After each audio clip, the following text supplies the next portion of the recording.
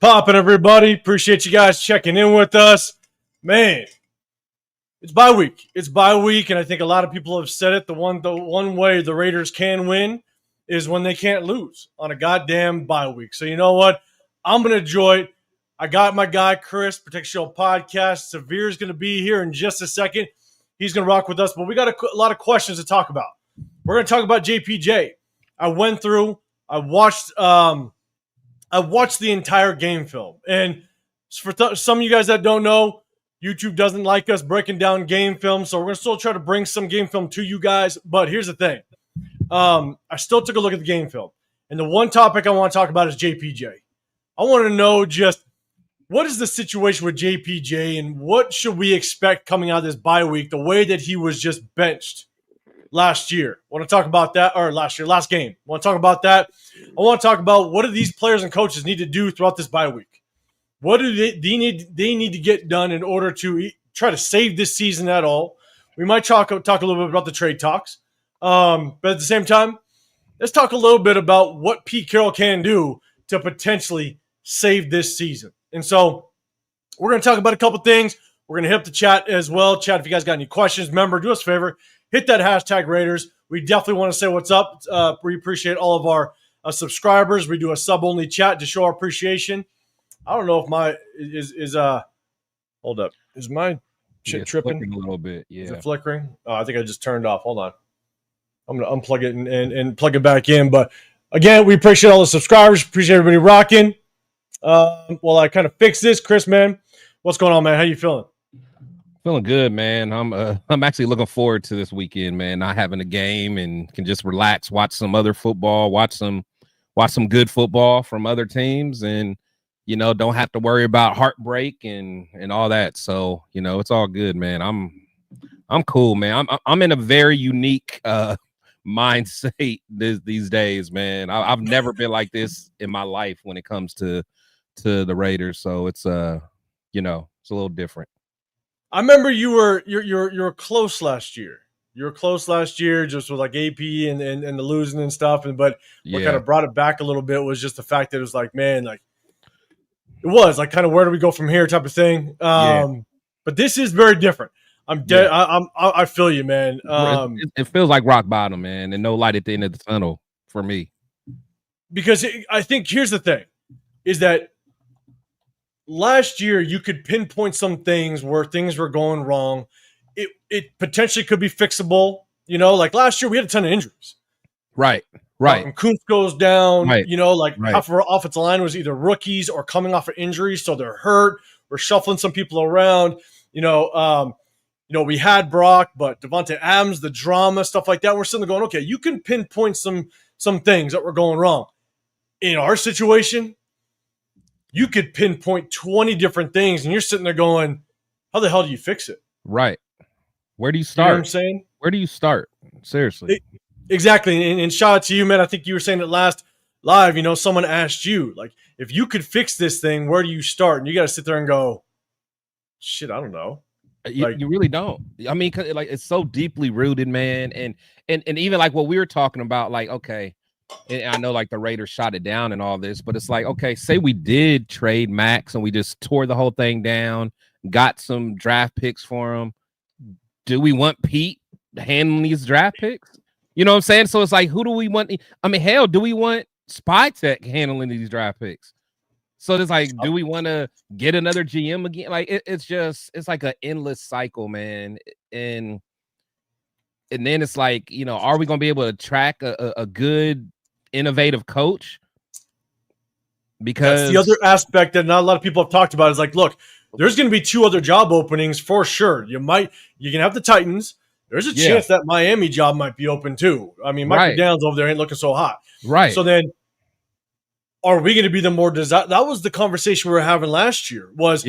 We could want all these coaches, but are we a desirable spot for these coaches? Exactly. And like the only way is like maybe if you get someone who wants to draft their own quarterback. So we will be in a position to get a quarterback, but do they like any of the quarterbacks coming out? And then like, if we had some additional first round picks, it's like, okay, then maybe that's something that you can get excited about as a coach. But, that your leash is going to be short. I don't know, man. I don't know. I'm with you, and that's why again it's tough. But we're gonna break a bunch of stuff down, man. I appreciate the chat before my camera decided to crap out a little bit. Brought it back. Well, here's my thing: is we appreciate all of our subscribers.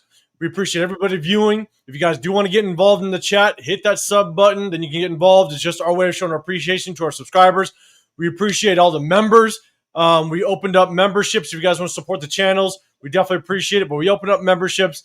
At the same time, you guys flooded it with super chats last time. We appreciate everybody throwing out the super chats and stuff like that. But at the end of the day, we appreciate everybody viewing. We appreciate everybody rocking with us. But let's check out the chat. And guys, Severe's going to be with us in just a second. The comic relief will be here. I promise. He's going to rock through and he's going to give us a good time. So, but he won't ASAP in the building. He never does. He never does. What up, ASAP? What's going on, brother? Chewy in the building. What's happening, man? Good seeing you. What up, Dre? What is going on? Emily in the building, always rocking with us. Appreciate you rolling. What up, Raider Paul? What's happening? Brim Blood in the building. Super. Omnicron, what's going on? Sun Goddess. Appreciate you. Good seeing you in here. Isaiah in the building as well. Appreciate you. Kevin Lurker, what is happening, man? Good seeing you in the building. We got Billy Davis in here. Billy Davis. We got Quit Shibo in the building. Are you kidding with oil? Jesus Christ. See, the only time that I have to censor the chat is when LS and Dixon come in here. Now I got another one. Big dog, calm that shit down. I'm just saying it. That's all I'm gonna say. Man, you be bringing in the weirdos, man. It must be. Is that mine? It has to be. Cause I would have spiked him. That's just me though. I just all I do is I just try to show a little bit of love. Call some people. I didn't want to say love with that comment though. My bad. I'm gonna pull that back. I'm gonna pull that back. My bad. I just show some appreciation to the chat, and then sometimes I can actually see what these people are talking about. DMX80, appreciate you. Last year felt like you needed a quarterback. You took a running back. Now you need everything. I know. God, see, appreciate the memories. Appreciate the memories, DMX. Jesus Christ, man. The nation's in distress. Kevin Lurker, yes, it is. Yes, it is. God, see, Robert Pena, just trash can. I will say, and if Raider Travis comes in here, when Raider Travis kind of comes to reality, you know it's bad because Raider Travis is all about positivity and love it. More power to him, for sure. But when Raider Travis starts to turn, you know it's we got a problem. We got a problem. But appreciate you, Robert Petty in the building. Scott Roddick, what's going on, brother? Appreciate you rolling. Fabian Mayo, what's going on? Appreciate everybody. Hey. Robert Pena. God damn it, man. See, I gotta screen everybody's goddamn chat. Jesus Christ, man. All the comments. It's a slippery slope. So Sun Goddess. We're in as much distress as the Titanic. It is bad. And the first topic I'm gonna bring up, it's gonna be rough. And again, I kind of watched the game film, and I definitely want to bring this up as a topic because this might be a deciding factor as to just how this season is going to go and the direction that this front office wants to take this thing. So I'm going to bring this up, but I'm going to say what's up to a couple more people popping in. You got CJ. CJ, what's going on? Appreciate you. Art Wright, what's happening? Go O-line and D-line, period. For this next draft, fix the most important thing on this team. I think some of us just hope that maybe you guys, everybody listened to us last offseason, and we could have done that in the draft or even through free agency. But that was then. This is now. We'll keep moving forward. What up, Marcos? What's going on? Let's see. Just want to say what's up to everybody. All right. Yay. Appreciate everybody if you can. As we kind of go through these topics, if you can, hit that hashtag Raiders. Catches my eye. We'll definitely bring it up. If you have a question, what have you. We appreciate everybody that's rocking. Double tap that screen if you can. It just hits that like button. We definitely appreciate it. And so, don't lie. What's going on? This roster has 2 and 5 written all over them. It does. It does, and we kind of expected it without question. Mike in the building, what's going on? Hey, appreciate you. Appreciate you reposting it, man. Which is a reminder. If you can, share it to your social media if you can. We definitely appreciate it. But here's the thing.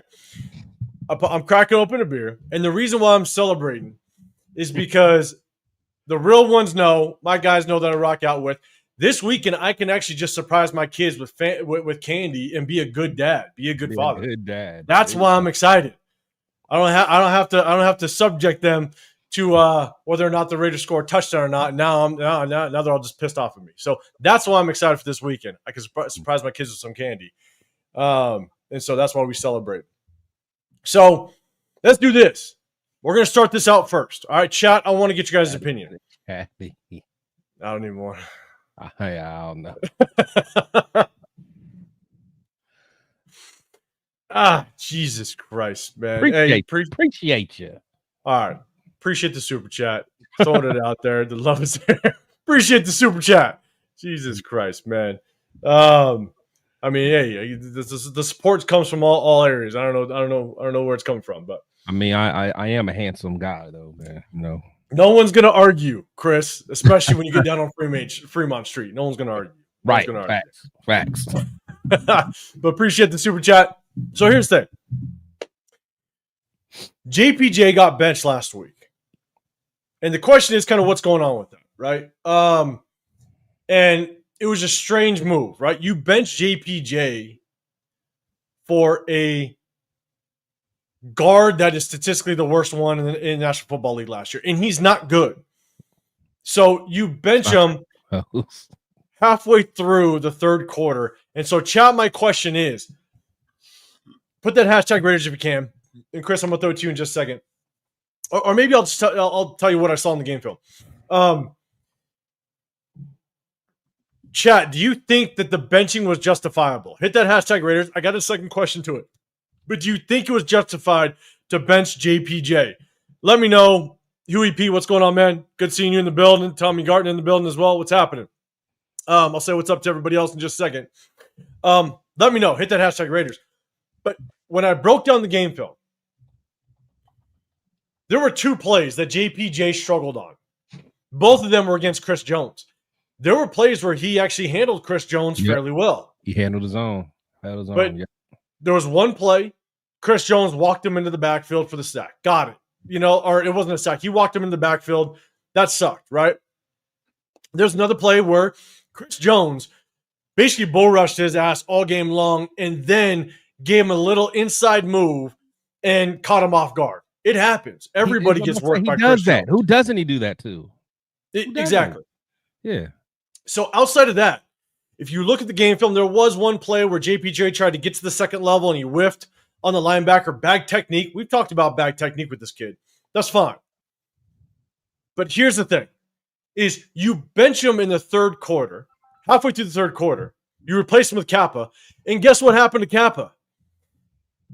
Second play, Kappa gets the holding penalty called on him. Yeah. In the rest of the game, he looked like absolute horseshit. But then even after that, he looked like horseshit, and Chris Jones was pulled from the game. Chris Jones didn't get another snap the rest of the game. And so you basically, the timing was horrible, and then you just killed any confidence this kid has in him by putting in JPJ. Is this coaching staff handling it properly? What are they doing to this kid? We're going to talk about players that could potentially be traded. But, Chris, man, I'm going to throw it to you, chat. I'm going to look through if you guys have a response to this. What are your thoughts on just the benching of JPJ, and what do you think the future is of JPJ with the Raiders? Trade the kid. The thing with JPJ, man, JPJ was one of those young guys that you could tell he wanted to be a Raider. He wants to be a Raider. He takes pride in being a Raider. He takes pride in playing tough. Like if you watch him all off season, whether it's during the draft live feed with Max and all that, like he was happy, man. He was in good spirits. He was fired up. He couldn't wait to the season to start. He was super fired up when we drafted Genty. I mean, the kid was just filled with just enthusiasm.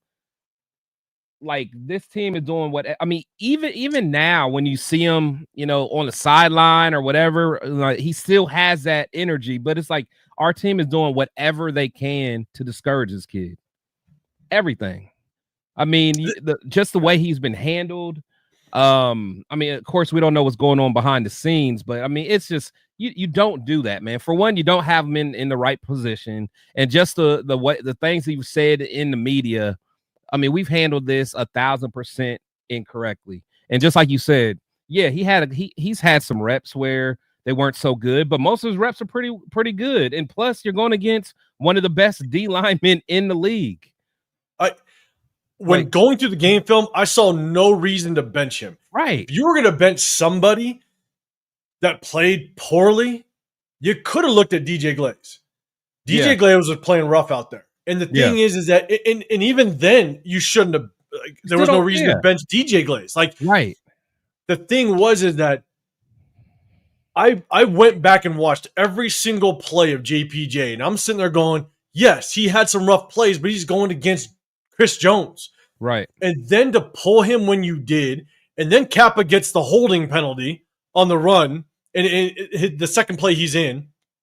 And then to notice that Chris Jones wasn't even in, that could have been at least a moment where JPJ could get some more just experience. Just keep rocking, bro. Like, yes, you had some rough plays, but get your confidence back. Right. Chris Jones isn't in. And, this is a young kid you want to continue to rock with.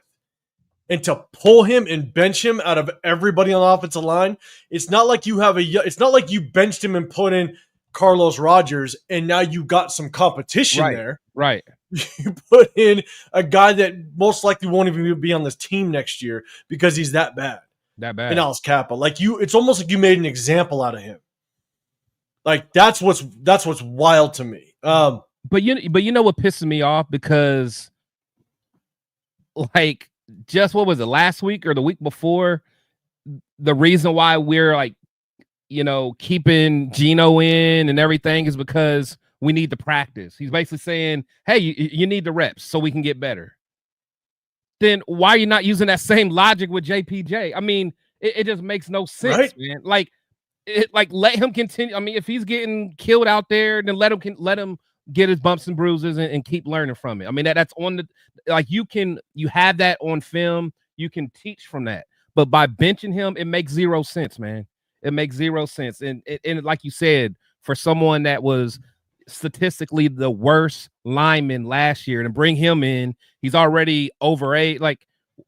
For what, man? All that's going to do is just, it's totally discourage the kid, man.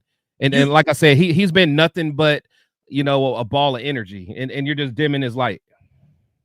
100%. And here's the thing, Mark. I'm gonna get to the chat. Marcos may say no justification. Huey P. No, he was playing Chris freaking Jones. Exactly. Art White. Hell no. He's in the wrong position anyways. He is, but still, he didn't play bad enough to justify any benching, right? So that's the hard part, right? Blade Davis, you said, yes, it was. All right, you're agreeing with it. J-Dog, someone commented that Brendan Carroll has Undertaker eyes in his video. I did see that video. Just looking at that guy just pisses me off at this point now. Yeah. Art White, he needs more practice. Apparently, Pete Carroll will give some people practice, like Chris was saying, but not others. Yeah, just to make no sense, man. Huey P, he's trying to do Meredith and DJ Glaze's job. And here's the thing. You go back, right? That Kansas City front four they're good. And so the offensive line just really struggled against them in moments. It wasn't all bad in moments. And so hard part is even when you get down like that in a game, now you're very predictable on offense. And so that defensive line is just pinning their ears back, and now you're very predictable. And so that's what makes it even harder on the offensive line. So it was going to be a rough day when we were down 21-0 for that offensive line. What up, Rundown? What's going on? Ain't no 805. Has Chris? Chris is rocking. He's rocking. We got him out here. No port today though. No port. So that was a good one. That was a good live. Shout out to my guy Rundown. Shout out to Turf too. That was a good one. Sun Goddess, no JPJ stays in the game. What you? Art White. That's how JPJ gets educated. That's true. Exactly. Sometimes you learn from your failures. It's a problem when you make the same mistake multiple times, but everybody's going to fail. And if you learn from it and you progress from it, that's how you become great. But you got to get those bumps and bruises in order to learn from your mistakes. So, Chewy, JPJ got worked, but you should not bench him. Let him know what it feels like to go up against a real demon. Yes, I mean, and you're rocking against Chris Jones. Rundown. I don't think this coaching staff knows how to properly evaluate talent. Right there, absolutely. It's clear. You can't argue that. It's clear. I hate it. Huey P. I don't want beef. The Carrolls and Kelly have. He's one of the best players. Oh, I don't know what beef. Yeah. Like, and that's the question, right? That's the question. I'll kind of get to the rest of them. I appreciate everybody. That was Rockin' giving some answers. I'm gonna get to the rest of people. Chris, I'm gonna ask you that question. Obviously, it dates back to it's not just the shuffling of the offensive line. It's not playing him when you should have played him after that concussion. It's also even the comments of Chip Kelly with the whole aura thing, right? Where they were basically saying, like, and this might be just Chip Kelly's personality, but it's Chip Kelly coming out and go, I don't feel nobody's aura. Let's not give him a big head type of thing. And I'm just sitting there going, like, right. So what do you think? Do you think there's a true problem just in this locker room between the coaches and JPJ? It has to be, man. I mean, because if I remember correctly, like, I think in the very, very, very beginning, I don't even think they moved him to guard right away, did they? Like, didn't they just have him, like, backing up? Like, wasn't he just like a second string center? He was a second string. They were basically saying they were rotating. Yeah. Well, it started with the rotation, I believe, of him and Meredith. And everybody was like, wait a second. So who started? Yeah, exactly. That's what I'm saying. So it started off with him not even, like, being on the first team at center. And then you hear about Meredith being the guy, and then you're moving him over to guard, and then he's in a competition with Kappa. We're like, what the hell is going on? So it's like it had to be from the very, very beginning. I don't know if it was mini camp. I don't know what it was. I mean, because like you said, JPJ was all excited during the offseason, when during the draft and all that stuff. Fired up. They said, hey, the very first day he introduced himself to Gino. Hey, I'm your starting center. Like, he was fired up, man. Did that piss him off? Who knows? Jesus. Did that piss him off? And then do you remember when he had he was on the Rush podcast with Max, and you heard him talk just about the passion he had for the center position. Yeah. Because he played guard, and he's like, man, I had more I earned some respect for the guards and how they play stuff. Yeah. But he's like, man, when I went back to the center position, I felt like I was at home. I felt like, this is like, I felt like I was kind of playing the game again. You know what I'm saying? And if anybody's ever played this game before, for you, half the battle is comfort and familiarity. Yeah. If you're ever put out of position, it is hard to continue just the passion until you get it again. That's the hard part, right? Because now you're learning, and learning is always part of the game. But when you're learning and you're confused, it restricts your ability to just get the best out of you. And what's happening is I think JPJ, they straight up, just like you said, they flattened. They just flattened any type of happiness that he had for the O-line. They crushed it. They absolutely crushed it. And so to kind of go back to the chat, appreciate everybody. Mark saying no justification. Oh, no, my bad. I already went through those. Let me kind of go back down. Sorry. Let's see. It was Alec M, what's going on? Coach staff his ass. Yeah, I'm saying. Huey P, like you're saying, like we were just talking about. It's hard to find players that have pride being a Raider. Exactly. And it's frustrating because, like you said, going back to that Rush podcast, like you can hear when he was just telling the story about when he was at guard last year, and then I think Andre James went down or whatever, and like he told AP, like, put me at center. Like, he basically like demanded it, and he took it, and he was I ain't gonna say it was a dog, but he played very well. Like we instantly saw that line get better with him at center.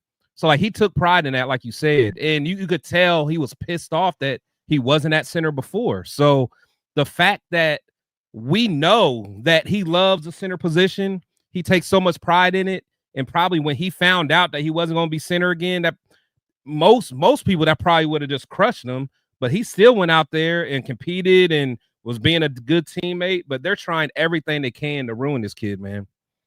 I'm with you. And one thing that I think everybody has to just kind of I want to make a point is that when we had that Bakersfield event, that Raider event in Bakersfield, JPJ's parents showed up. Yeah, I remember you telling me that. They showed up, and I see Leo. I see you in the chat, brother. Leo was there. Severe was there. They were making their rounds to everybody, and basically saying like, "We love the nation, like we love this family." And look, like you can love it and stuff like that. But the thing is, and if you're not a good player, we'll say you're not a good player, right? But the passion that even his parents had, we went up and speak of the goddamn devil. We're gonna bring him on the stage. What up, man? What's going on, man? It was good. Severe. I ain't been listening to the show. I was missing Chris Benoit slandering people, I'm sure. I've been good, man. I've been good. See, the comic relief is here. No, Severe, just in time. Because we're talking about JPJ. Just kind of what you guys watch Sunday. We're talking about JPJ and just, really what we think is going on with him and with the benching and stuff. And so I don't know if you heard, I looked at the entire game film, but to me, I was like, was that benching even justified? And to me, I felt like it wasn't justified at all. I think they're playing games with this kid. But the one thing I was bringing up for the chat was, Severe, you were standing with me at our booth at Bakersfield, and JPJ's parents came up to us. Yeah. And they said, we love being a part of the nation. We love it. The nation feels like a family. They even were like, oh my God, you guys have podcasts. We're going to support. We love the podcast. Subbed on the spot. Exactly. And they scanned the QR codes. They subbed on the spot. And again, like if JPJ is not a good player, we'll say it. But the thing is, he's a young player that can still develop. And to treat him the way we are, and the parents just having the backing and just the support of the nation, to see this coaching staff treat him the way they are is crazy. And so, Severe, I'm going to get your take on just what you think this coaching staff is doing with JPJ. And do you think, like, we're going to talk about the trade talks a little bit later because he could be in that conversation, obviously. But, like, do you think that they're treating him, they're playing games with them? Do you think that one big question is, and it was a question I was going to have in chat, I'm asking to you guys, do you think he's going to start coming out of this bye week? Because they benched his ass, which is wild. So I'm going to ask that question. I'm going to ask, what do you think they're doing with JPJ? Are they playing games? But let me get to some more of the chat. Emily is saying, I support JPJ. The coaches are idiots. I think so. I think we all agree. Herman, man, JPJ is benched because the coach probably had something to say after the penalty, and he bit back with no respect, and it probably fell out to the team. If you're thinking that maybe he snapped back at the so I'll tell you when they benched him after Chris Jones walked his ass back, and it was a 3rd and 10, and Gino tried to hit a corner route with Deontay Thornton, and Gino had to throw it early, and it was because JPJ let Chris Jones into the backfield, and they benched him. That was the moment they benched him. Who knows on the sideline? Maybe JPJ had some words. Who knows, right? But again, nothing on that game film to me justified benching. So maybe he snapped back, maybe he did. I don't know. Even if they're grown men. You have arguments on. Who cares? Man? Handle it like men. I don't know. Again, it's speculation, but it just pisses me off, man. Just hearing stuff like this. I'm with you. Beast James, you saying it's got to be traded to the Raiders. Don't be putting that out there. God damn it. What up, my two? What's going on, Leo? We'd have to throw in a pick. We'd have to attach something to Ashton Genty at this point, bro. Like, don't get me started on that. Don't get me started. I already got the red hat on. Don't get me started. I'm trying to keep it, But the whole JPJ thing, man, it's clearly, man, it is clearly. I don't know if it's Pete Carrol or it's Brennan Carroll, but it's one of those two guys. It's one of those two guys. It started when they first moved him from center to guard, and then they had him rotating at right guard with Alex Cap. Like what are we doing here, right? What are we doing here?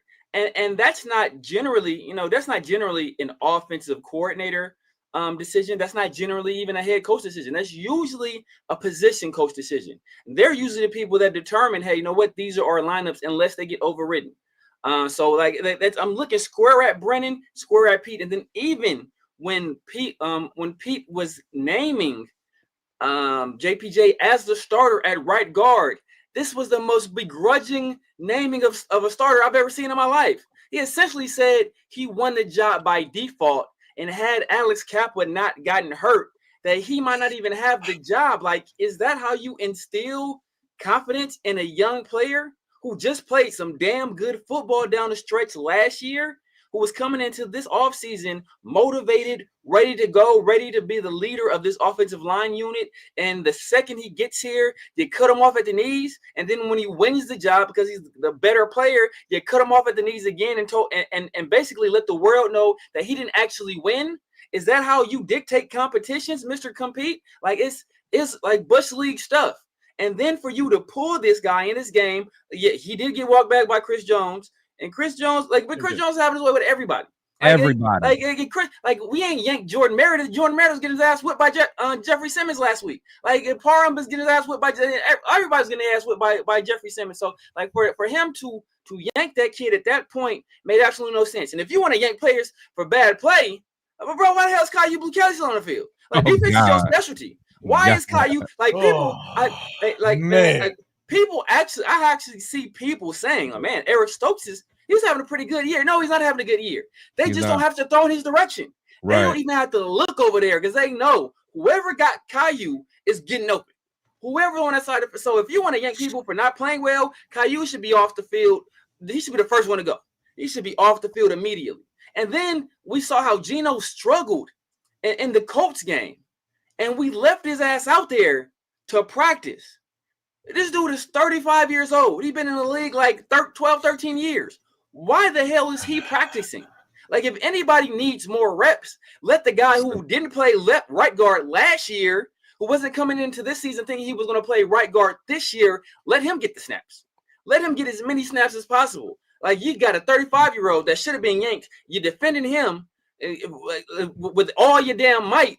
After each game, saying, like, deflecting the blame off of him, but this young kid who's proven he was talented, you don't have anything really good to say about him. And the second he slips up, you pull him out the game. Like, it's like the way he's handling this stuff, it's clear favoritism. And we've been hearing rumblings about it for a while, and now it's starting to manifest itself. He would get up on the podium and talk about he likes to play young players. Like, bro, how many young players do we see inactive every week, sitting on the sideline rotting? Like, half our draft class has been inactive, man. He's been telling his BS lies. Oh man, I know I'm not against playing young guys. I'm okay playing young guys, but this young guy doesn't get on the field. It makes no sense. It makes no sense. It makes no sense, David. Man, you were saying, do you guys think it's the coaching problem too, or just the player's fault? Right now, the only finger I can point is the coaches. To be dead honest, with all the drama and stuff that's been going on, like, every player that showed promise last year has regressed, which is wild. Every last which tells me it's coaching. Yeah, you know what I'm saying? And so it's like Jordan Meredith was a good guard last year, goes to center, and he's regressed. JPJ's regressed. DJ Glaze is like, it's everywhere. So that's the hard part. That's the hard part in trying to determine kind of where this goes. You know what I'm saying? Yeah. Tyler's a Chiefs fan. What's going on, man? Appreciate you popping in. Appreciate you letting my kids not get any goddamn candy. Appreciate you. Hey, did you guys put your little setting on so subscribers only? That was me. I put mine on right now. I'm about to say, man, you done let all the riffraff in, man. I'm wondering where some of this riffraff came. All right, I saw it. I was like, "It's streams." Oh, let me change my settings. Oh man, what's this? Wrong family? I don't know. Win this year. Oh, this year over. Yeah, maybe we can come back. But it ain't working. But first year, next year, no Smith. Okay, you're kind of all over the place. But yeah, Geno Smith is going to be rough. Tycoon, what up? What's going on, man? Red or white in the building. 2 years JPJ wasted. Trade him for his sanity. That's so that sucks. That this is kind of where we're at. Trade him for his sanity. It's like trade him because we suck as an organization. So everybody else, all the other 31 teams can kind of reap the rewards of good players, which is wild. Kevin Lurker. P says we need to run more. So why aren't we? So when I was going through the game film, the first drive is typically scripted, right? Yeah. But we didn't have much of drives at all. Our longest drive was 16 yards. Our first 15 plays, it took 3 drives. One run. Yeah, it took 3 drives though. Like one run out of our first 15 plays. And so I actually have another. We had two. It was a 3-yarder. I think he had an 8-yarder on like a 2nd and 13. Our first drive, I think the first play of the game, 3-yard run by Ashton. Second play, incomplete pass. Third play, first down throw to Dante Thornton. I think we got a penalty and got wiped away. Then we ran another play and we punt. Second drive, I think similar to something that happened. I think we got a first down on penalty on that play. Then we had an incomplete pass, and then I think Geno got sacked. And so it's like every and then by at the end of the second drive we're down 14. So it's like, oh, well, damn. No, like that 15th play was an attempted run. But it was was it third? Was it like second? It was technically a penalty, so it didn't count. Okay. And so, but either way, right? Number 6 overall pick. Yeah. And you used him once out of 3 drives, basically. And here's my thing. This is the other thing that I want a lot of our chat, and this is something I've never mentioned. And it just kind of dawned on me, just another example as to why you really should, unless you're ready for it, not pick a running back in the first round. Exactly. And think about this. What do we keep saying every single game? Get Genty involved. Genty needs 25 carries. Genty needs 25 touches, 30 touches, whatever it may be, right?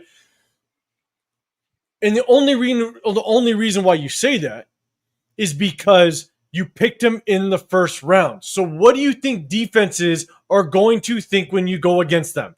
Is that you're going to utilize your number 6 overall pick. So it's already another tell. Right. It's already another part of the game that the defense is going to know what you want to do probably 70% of the time is get him the ball, because it wouldn't make any sense for you pick somebody number 6 overall or even in the first round to not use them. So you already are set at a disadvantage because defenses know you're going to utilize them. So it's another reason why you don't pick a running back in the first round.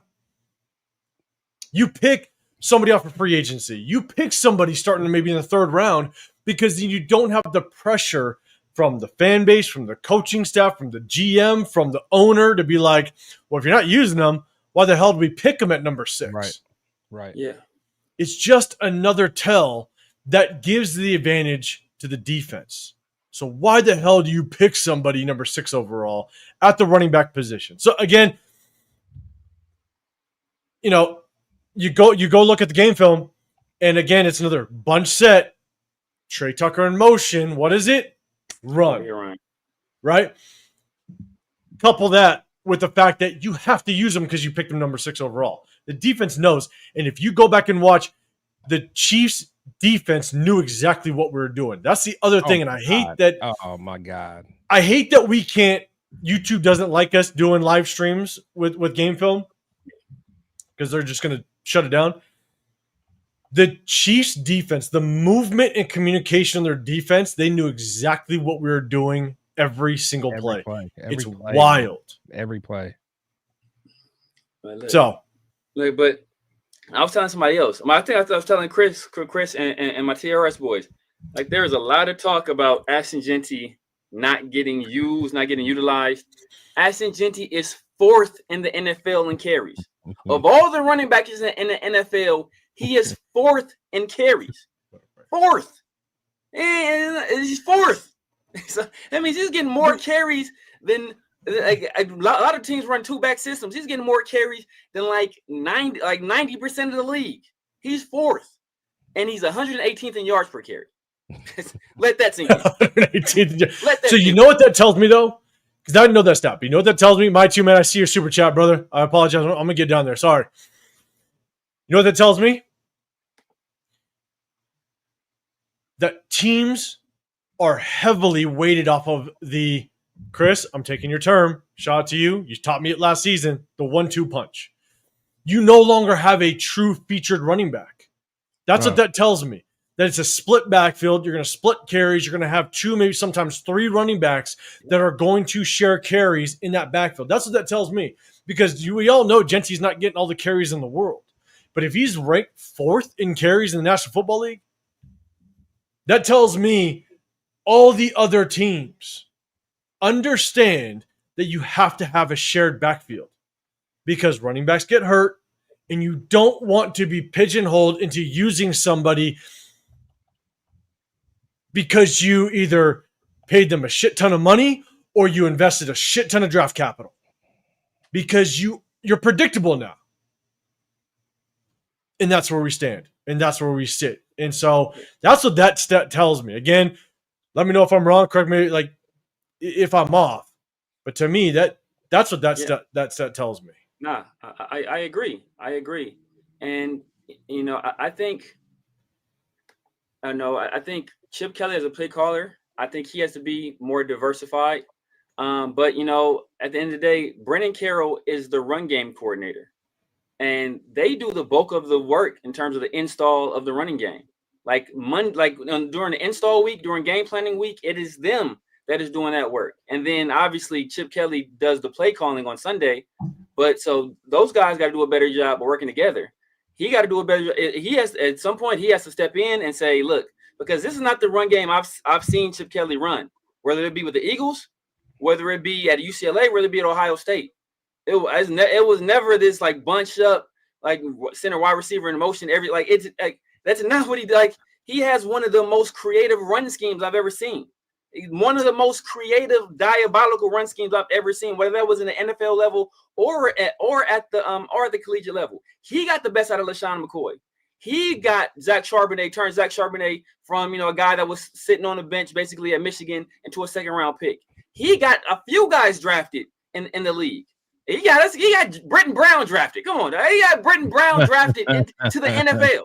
So you think this guy doesn't know how to run the football? He got 2 guys drafted this past year from Ohio State. So he knows how to run the football. That's what I'm saying. It's too many cooks in the kitchen. It's too many people with hands in there trying to do things, and instead of letting Chip Kelly do what he's known to do, every stop he's been at where he's been allowed to hire the people he wanted to hire, it's been a success. So it's one or two things. Either Chip Kelly knows what he's doing personally, or he knows how to hire some good ass people. The one time where it seems a hire was dictated to him is the one time it seems he can't run the ball. That's not a coincidence. Sometimes it's Occam's razor. The most logical explanation is the correct one, and the most logical explanation is that Brennan Carroll don't know what the fuck he's doing. He's not qualified to be an NFL running game coordinator, offensive line coach. He needs to go back to college and cut his teeth there because it's not working here. It is not working here. I have a little conspiracy theory. I'll share with you guys in just a second. But Bob the Surfer, man, or Surfer Bob. I knew you were Bob Surfer before. We have been very critical of JPJ. Go back and we broke down game film in the preseason. We've been very critical. But the thing is the only thing that we're pointing out is that he's a young talent that we saw some success last year, right? Some growth a little bit last year. But the thing is that you have a young talent that was a great opportunity at the end of that game for him to just grow off of the mistakes and just really see what do we have out of him. Because it's not like we had a young stud that replaced him that we can maybe try to evaluate that guy. No, we put in Ellis Kappa. Like, that's the problem. And so we have been very critical of JPJ. And JPJ does have his flaws, without question. But to bench him boggles my mind. Especially based off how he played, because the way that he played, and I watched every single snap, it does not justify a benching to put in Ellis Kappa, which got a holding penalty the second play that he was brought in. So right. I'm just throwing that out there. And so my two, appreciate you, man. Appreciate you throwing a super chat there. I apologize, not getting down there quick enough.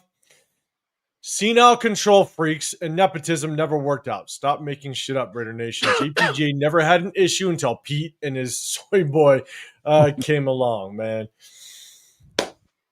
No lies, man. Chris, any thoughts on that one? We'll give you the stage. No, I mean, yeah, like I said, man. I mean, I know some people have been rough on JPJ this year, and I've always been a big fan of him. But you know, he has his flaws. But you know, it goes down to just a couple weeks ago, we're hearing Pete Carrol say, "Hey, I kept Geno in because he needs more practice." We're talking about an old ass veteran needing more practice, but then the second year player that's playing out of position, you don't want to keep him in for more practice. Like, it just does not make sense, man. It just does not make sense. And again, he's been playing. Whoever, they've all been playing around since the very beginning. And it's almost like they're just trying to break the kid for some reason. I mean, it makes no sense. And honestly, I kind of feel like they were doing the same thing with Ja'Cory and Bennett. Like, it's like they're not even they had a bullseye on certain people as soon as they entered the room, man. And it just makes no sense, man. It makes no sense. And now, I mean, it is what it is. And you know, I'm hearing that they keep having these players only meetings and all this, and man, I think the locker room's already going, man. I think it's already going, whether it's Pete, whether it's, you know, his son, whether it's Chip. I mean, everyone's regressed. And again, on defense as well, you know, and that's supposed to be, you know, Pete Carroll's bread and butter. Like, they all stink, man. All of them. Palomar, you know, all of them, man. All of them. It was just bad, man. Yeah. It's regressing bad, man. My two, man. I appreciate the super chat, brother. I appreciate you throwing it out there. QEP, facts of Kai Blue Kelly starts after the bye week and not Porter. We in full tank mode. It's gonna be tough. Dre, you're saying, so how can we say our rookies aren't good if they don't get real playing time? Exactly. I mean, they don't get no PT. Only person getting PT is Genty, and now Best is starting to get some run. Best, but other than that, you know, like, none of the rookies are getting. You got a guy you drafted in the 3rd round, and you got him starting. I mean, you got him sitting behind a journeyman who's been on, like, 6 teams in 4 years. Like, it don't make no sense, man. It doesn't make any sense. Especially, I kind of see if Caillou was playing well. Right. But he's not. Right. Like, he getting demolished every week. Put Porter in there. I mean, remember, we heard so much good about Porter in camp. We heard so much. Starter the entire time, until like the last second, and they swapped. Right. Because remember, they were even talking about DCam made this big jump from last year as well. Had DCam even got a defensive snap? I don't think so. I don't think so, man. He can't be worse than Caillou, bro. He can't be. That's what I'm saying. That's what I'm saying, man. That's favoritism. That is favoritism. That's the stuff you see, man. Like, nobody should be allowed to play as bad as Caillou has been playing, and keep not even have anybody else even like challenge them. Yeah, like, not even challenge them for their spot. Like, oh, let's give this guy a few series off and get this other guy in here, see how he does. Like, not even that. It's just, hey, bro, it's all you. We trust in you. I'm with you, man. What up, Jeff? What's going on, man? Anoon in the building. What's going on? Appreciate you popping in here. Leo, we went through all game.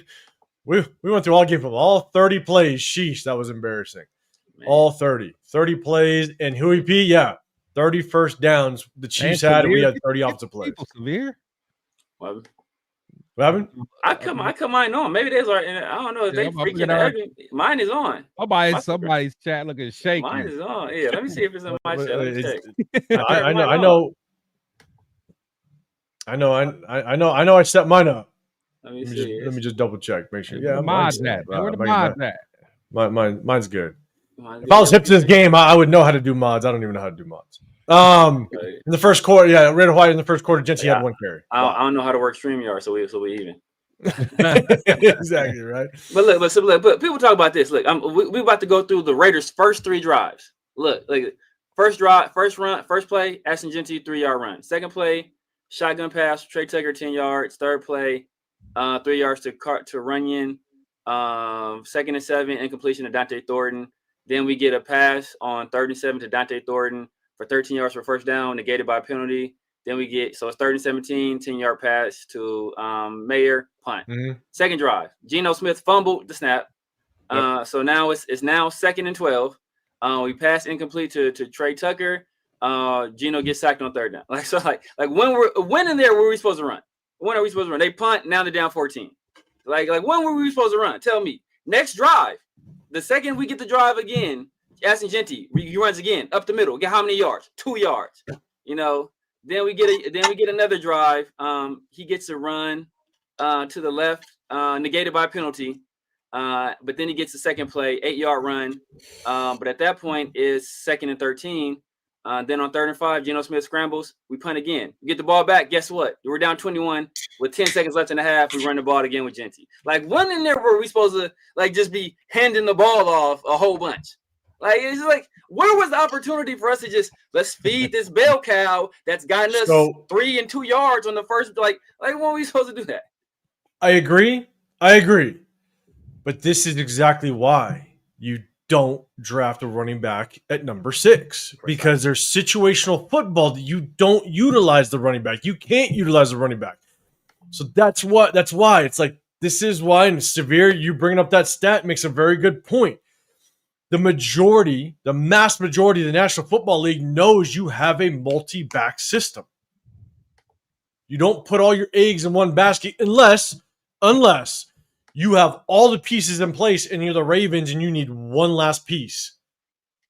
Then you can go get yourself a Derrick Henry. You know what I'm saying? Or even the Eagles, where you have everything in place and you need that one last piece. That's why you don't do that. Because here's the thing. When you get that one last piece, and it goes back to my point that I just made, is when you have that one last piece, then you can draft somebody in the first round. Because you have all the pieces, you have other weapons that everybody knows that you can utilize other aspects of your offense. You're not just focused on one person. Exactly. So, it's tough. Isaiah, Genty is good, but not generational. Man, I wish we could have went through that game film last week where YouTube was basically cutting us off, because I had multiple examples as to where Genty should have been better in open space, and he just wasn't. Where the better running backs, the Tony Pollards, the James Cooks, the more shiftier running backs, they can make moves in open space where Genty just tries to run people over, or he basically just gets arm tackled. And so that's I wish we could have pointed that out, but obviously couldn't. YouTube wants to shut that down. Yeah, that riffraff is on you, Real. I think you changed it. The riffraff was coming through. What was it, 805? Is it me? Yeah. Go through on you, 805. I got the sub only. Are they subbing to me and then talking I don't know, man. I think the sub only is on right now, but it's some of those NFL game streaming. That was you. So the first one was me though. The first one was me. Okay, because I have sub only on. Yeah, but the first one was me. But these recent ones, that's 8. They like Severe put the subs on. Let's go to 805 channel. My bad. Whatever. Now you good now though, I think. Unfazed, what's happening, man? Bench the whole team after a goose egg. Bench the whole team after a goose egg. Yeah. Bench the whole coaching staff, man. Yeah, all of them, man. Look. That's the hard part. What up, Rebel? In the building, what's happening, man? You have a split backfield, but it's Raheem Mostert and Michael Mayer, and you pass it out of it. I know, man. We're not using it right. We're not using it right. Yeah, my bad. I get it. Okay, I'm putting users in timeout. My bad. Big Little Bosco, what's going on, Brent? You're saying Severe. I feel you on Chip Kelly, but he also feels JPJ is a better guard than center. I think Pete Carrol and Brandon Carroll feel that, but the fact that he signed his name to it. I mean, he's responsible for it as well. So he attached his name to it after they said it. So, bro, you gotta take that heat. But like I said, I don't know if those are his true feelings, but it seems like Pete Carroll is the one that has the issue with JPJ. Like that's the one that it seems like it's something personal there. But Chief Kelly could feel that way if he does. Hopefully at some point, during the bye week, maybe this gives him enough time to say, you know what, we messed up. Let's go back to what worked last year. I think everybody in the coaching staff, on the offensive side of the ball, I think they all have too big of egos. Chip, Brendan, Pete. I think all those guys, their egos won't get involved. Like I just heard Brendan do an interview where he said the line is blocking well. Yeah. What? Oh yeah. Brother, ew. Yeah. Brother, ew. Like no, like the line is not blocking well at all. No, it is wild, man. But hey, now it is. Yeah, that's my bad. I'm so far up in the chat. Like that's my bad. That was on me. Now I'm seeing the comments. But now that I see the comments, now I gotta screen the goddamn comments because LS is in the building. What's going on, LS, man? I see you down here, and I see a super chat down here as well, man. You're saying start bench cut Kai Blue, Kappa, Forsyth, go. Okay. We're having a little fun because Chris threw one at us. What's so funny was I was actually thinking about doing a starting bench from cutting, but I had so much work shit I was trying to get done. I was gonna do one. Maybe I'll hit you guys one on the next live. But start them, bench them, cut them. Chat, let us know. I don't know if you guys are answering it because God damn it, yeah, my bad, dude. I gotta get these other comments out. Stone. Damn, my bad. Benching Kappa, cutting Caillou.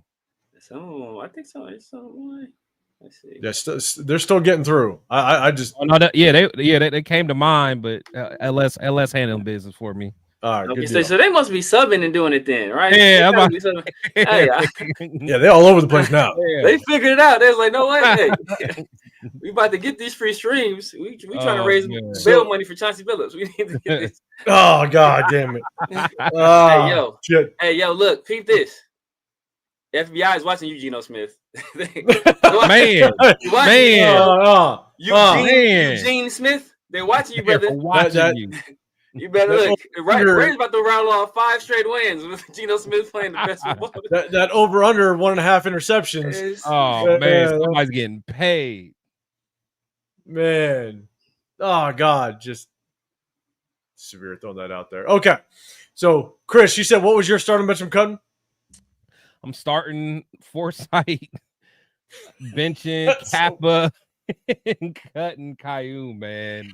And the only thing I'll add to Caillou, what's so tough is that when you look at the game film between Caillou and Eric Stokes, even when it doesn't look like they're affecting the play, they're allowing the play to become open. It's like that deep drag route by Travis Kelce where he caught on the sideline and ripped up the sideline for like 20, 25 yards. Yeah. That's Eric Stokes not getting depth in his coverage. As much as Landon Roberts, things will change, and now he's got to kind of turn it into a man coverage, even though they're sitting in zone. At the same time, Eric Stokes, he has a guy sitting on the line of scrimmage on 1st and 20. You need to drop and get depth to cut that pass off, and he's not. He's sitting on the line of scrimmage, which again, it's just bad adjustments by the defense. So even when it doesn't look like it's on them, it's still on them. As long as you kind of understand the nuances of a defense and how you're supposed to play certain coverages, it's still on Eric Stokes. But Severe, man, what's your stardom, bench him, cut him? Kai Blue, Kelly Kappa, Forsyth. God damn it. I know. Should I help you? Because where's the flag is just cut him. Easy. Yeah. But yeah, that's cheating. They See, cheating. there's always like a cheater. Normal, like the normal. That's Jeff. That's just Jeff level cheating. Exactly. I Like am going DEF. to. I'm going to start. I'm gonna start Forsyth, I guess, because I at least I can send help his way all the time. I'm gonna start Forsyth. I'm gonna I'm gonna bench Caillou because he's cheap and he can play special teams. I'm cutting Kappa because he's old, expensive, and he trash. Yeah. The trifecta, bro. Yeah, how you all three? And old, on the expensive, NFL and trash. Old, expensive, and trash. So I'm gonna go back and actually, that's the thing, right? And Severe, I think I'm on the same page as you because oh yeah, I got the game up. The non-mobile Justin Herbert just ran a little bit. So I'm with you. I'm only gonna keep Forsyth just because he's young. And you can keep him as a backup. Kappa is just trash. I'm with you. Kai Blue is serviceable. Special teams, I'll keep him as a backup. Yeah. That's it. So I'm with you. So start Forsyth, bench Kai Blue, and I'm cutting Kappa. Like Kappa's bad. Kappa's bad. Kappa's bad. Kappa's bad. And we paid him though. This was crazy. We paid him. A nice chunk of change. Yeah. No. Jesus Christ, man. Then Mike, you got one. Do you feel the Raiders trying to protect Genty to some extent due to a weak O-line? I do have my opinion on this, man. Chris, do you have any thoughts on this one? No, I mean, I because you can't protect them, man. I mean, you get them at 6, man. That protecting stuff's out the window. I mean, if anything, you got to showcase him. Like you get him at 6, he's supposed to kind of be that savior on offense. So no, I'm not buying that. Severe, any thoughts? Yeah, man. Like this is a problem I have, man. This is a Pete Carroll problem. As I said, man, you can't trust Pete Carroll as far as he can throw a football. Which have you seen him?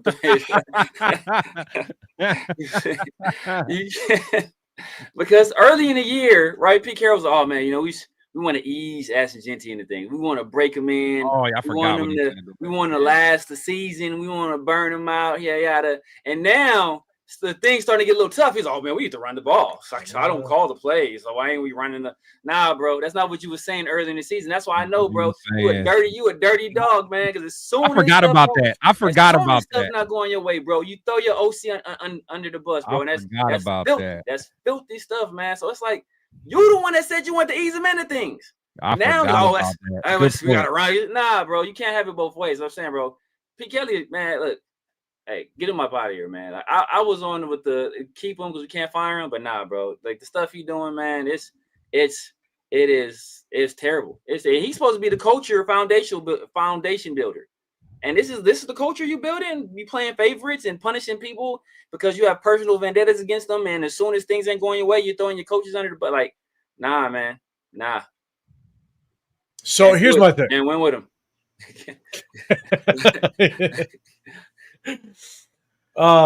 Seaport, man, y'all giving Genty a hard time. Name another running back and come in the league polished. It takes time. Huh? You can't throw that out there because here's the thing, is that there's too many.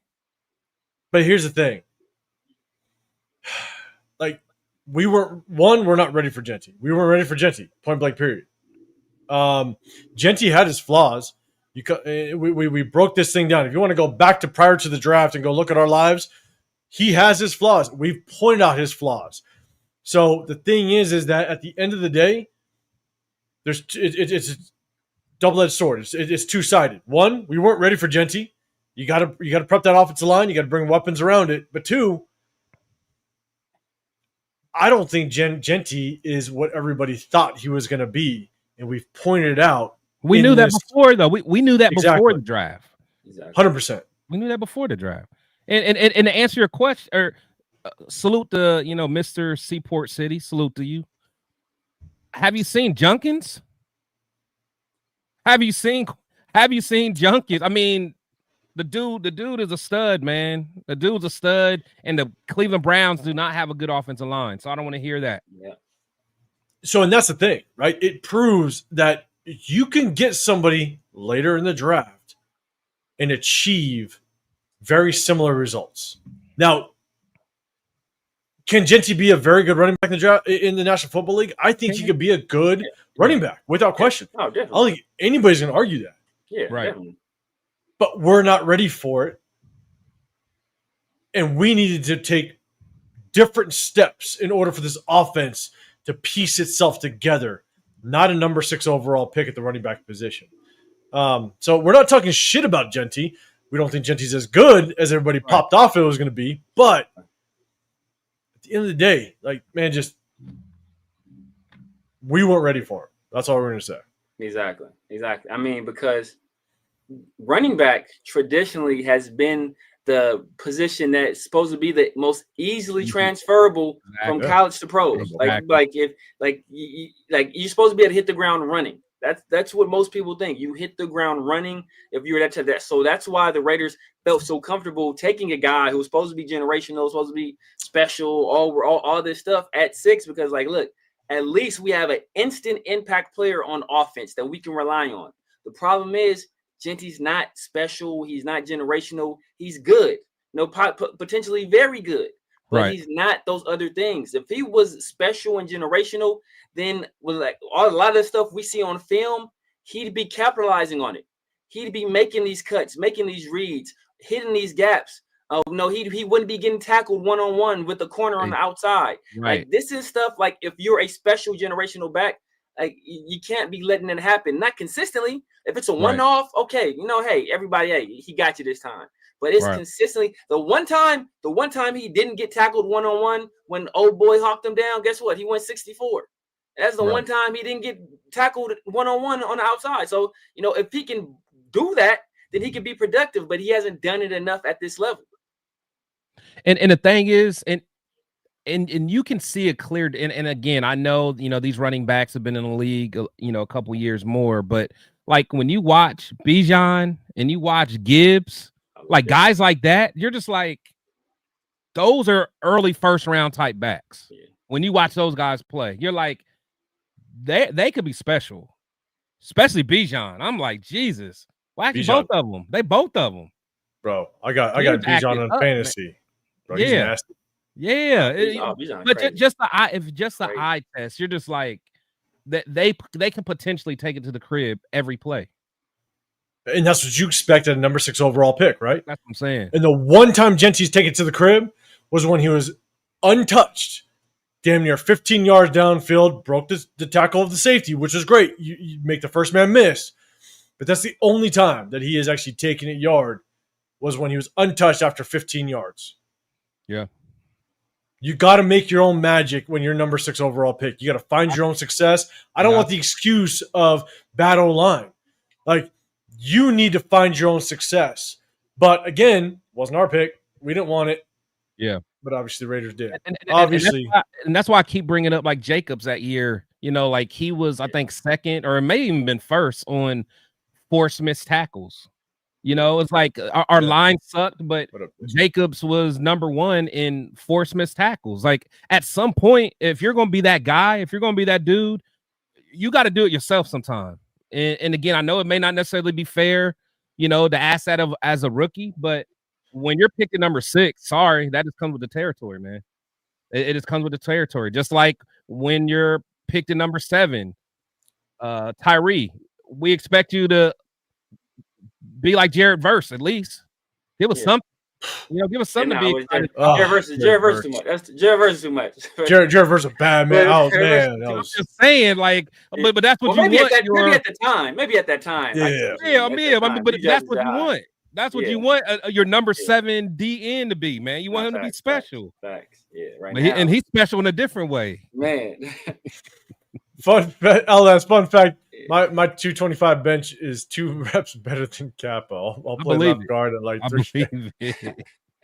I believe you too, man. Oh no, look at GLS. Man. It's Sport Radio. What's going on, man? Appreciate you rocking in here. Big Little Bosco, the coaching staff, ain't ready to coach Genty.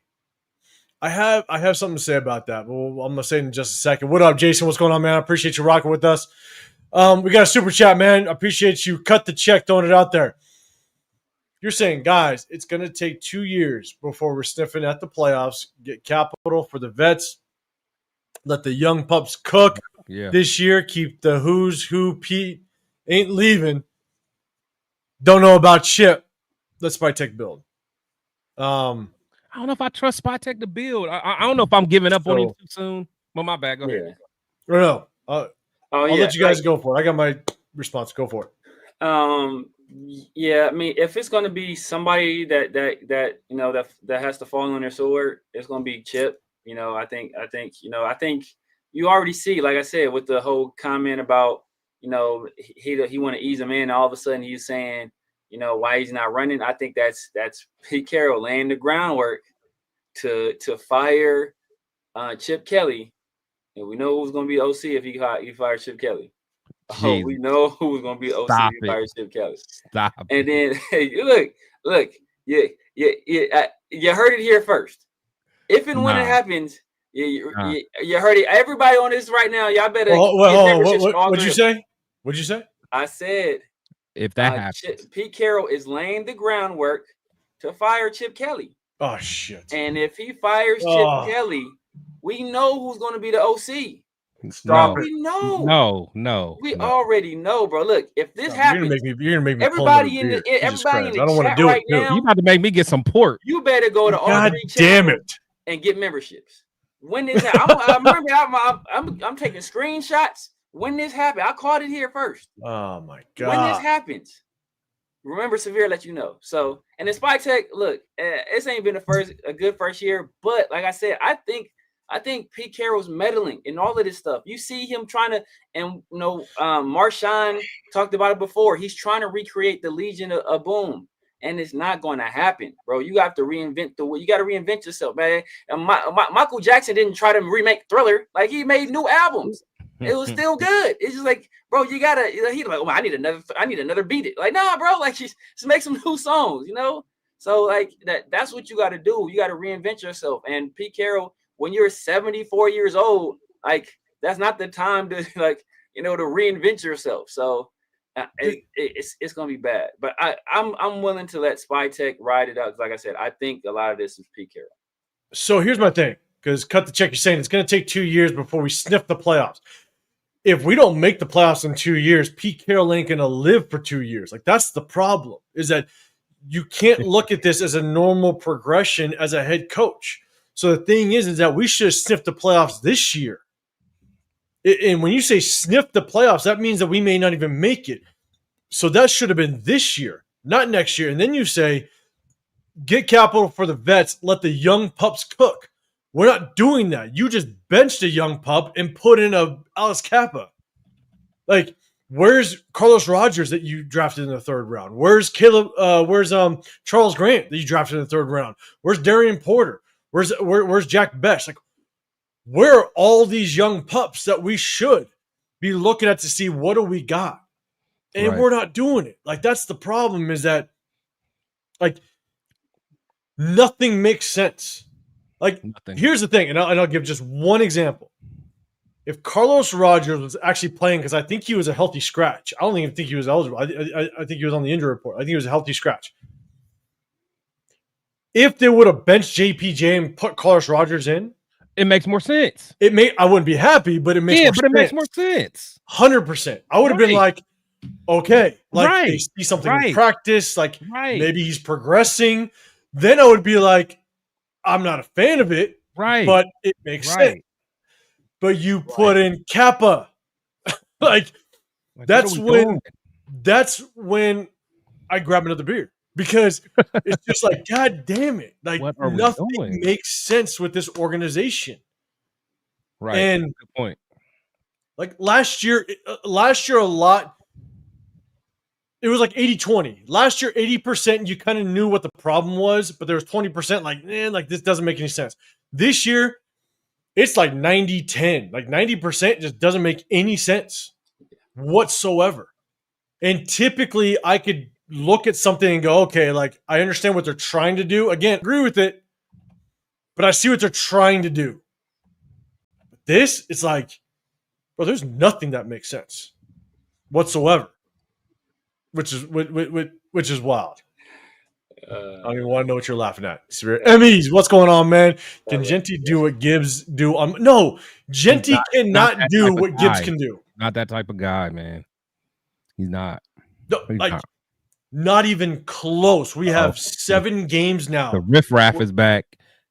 805, get a moderator, please. They're on my channel. Somebody. Oh, they're on yours? Oh, okay. Yeah, my mod took care of them. Okay, good. All right. Stop yelling at me. God damn it. Shout out to the mods putting in work, man. Y'all put in more work than Brendan Carroll and Chip Kelly combined, man. Appreciate y'all, man.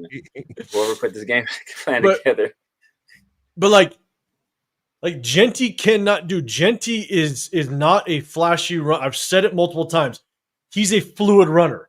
He's not a quick start-stop guy. He's not going to be able to juke you. Like, you know what I'm saying? Like, he's a fluid runner. If he's in open space, he has areas that kind of cut back a little bit.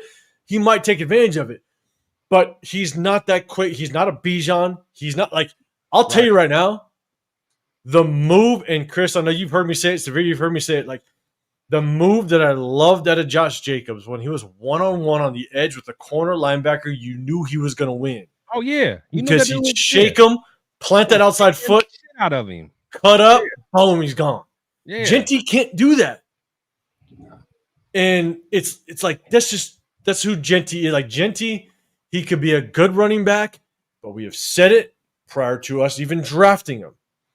Like, he's not going to be great. He doesn't have the tools to be great unless he has an amazing offensive line. Right. And that's what I'm going to say. Like, unless he can get like that Emmitt Smith line that he had. Because, again, like, his skill set is similar to Emmitt Smith. And I know people are like, well, Emmitt's one of the greatest. But, I mean, you put Emmitt on any other line, we're not talking about Emmitt the way we're talking about him right now. Exactly. So, yeah. You know what I'm saying? But, like, when you watch them run, like, you could see some Emmitt Smith in him. But he's very smooth. And again, I think he can be a pretty good running back, you know. Exactly. But if you don't have all the other, you know, if you don't have everything else in place, man, just getting him at number 6, it just, I mean, but again, I'm preaching to the choir. We've been saying this for months, so it don't make no sense, man. Right. It don't make no sense. And like you said, like, it's going to take having that line in front of him, because if he gets ahead of steam and he's able to get his feet going, and then at that point, okay, so like now he can do something. Yeah. But he's never going to really even be that big play guy either. He's going to be that, you know what? No. He's going to be that, 8 to 12 yard. That's like his long, like 8 to 12. Kind of like Jacobs was. Kind of like Jacobs. Yeah. But the thing is, Jacobs lived in that. Like he'll get you them 20-yard gains, them 25. And I was cool with it. You know what I'm saying? Because he was making people miss behind him. Like, I was cool with that. Yeah, he's not a shout out to Hank, but you talking about, he reminds you of McFadden. He reminds me nothing of McFadden. No, oh my God. McFadden is a literal home run hitter. Like, that's all McFadden was. Yeah. McFadden to get this 2 yards, 3 yards, and bam, 60. Be out of there. I'm out of here. Only don't touch his little legs, little chicken legs. Exactly, man. He's out of there, man. McFadden, upper body was like LS's. And lower body like Pete Carrol. Right. Pete Carrol. Real quick, Arnie Guards said, Arnie Guards, I mean, I know you always come with the questions, man. Salute to you. He said, can you name one positive from last week's game? I have a positive. I got a positive. I'll give mine first. And then Severe, I'll throw it to you. This is to you. That there's an end to the game. We always knew that clock was going to hit 0. And so we could walk away and have a good time. So that was my positive, that we knew there was an end to the game. That was about it. Severe, what's your positive? My positive is that I now know that Mohamed Sanu and Rod. I love it. A little bit more. I'm a little bit smarter today than I was on Sunday, man. Thanks to the Raiders. Thanks. All right, Chris. Any positive? It helped me win my parlay. Helped me win my parlay. And that's a good positive. Yes. That's a good positive, without question. I think I do see a super chat down there. I'm going to get down there. I believe there's one. I'm going to get down there in just 1 second. Appreciate it. Hey, let's do this. Appreciate everybody rocking with us. I know there's a Thursday night game going on. I know other people are going live. I appreciate you guys rocking with us. We do a sub-only chat. At least it looks like we do a sub-only chat. Some people are infiltrating a little bit, but we show our appreciation to our subscribers.